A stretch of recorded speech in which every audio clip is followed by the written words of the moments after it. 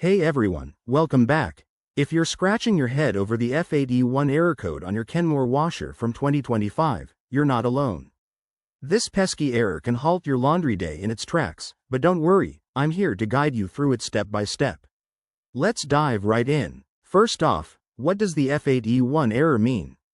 In Kenmore washers, this code typically signals a problem with the water inlet system. It usually pops up when the machine detects that it's taking too long to fill with water or isn't filling at all. This could be due to low water pressure, a blocked hose, or even a malfunctioning valve. The good news is that many of these issues are easy to fix at home. To start troubleshooting, begin with the basics. Check your water supply hoses. Make sure they're not kinked, twisted, or crushed. Also, ensure that the hot and cold water faucets connected to your washer are fully turned on. If everything looks good there, inspect the inlet screens or filters on the washer itself. These can get clogged with debris over time, so give them a thorough clean. Next, if the problem persists, you might need to look at the water pressure in your home.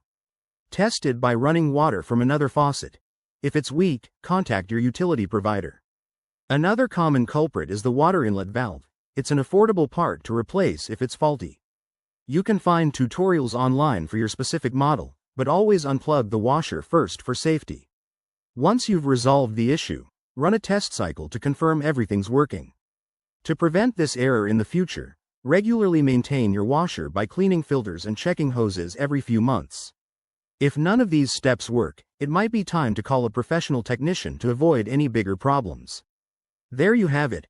Simple solutions for the F8E1 error on your Kenmore washer. Thanks for watching, and if this helped, give this video a thumbs up and subscribe for more home appliance tips. Stay tuned, and happy washing!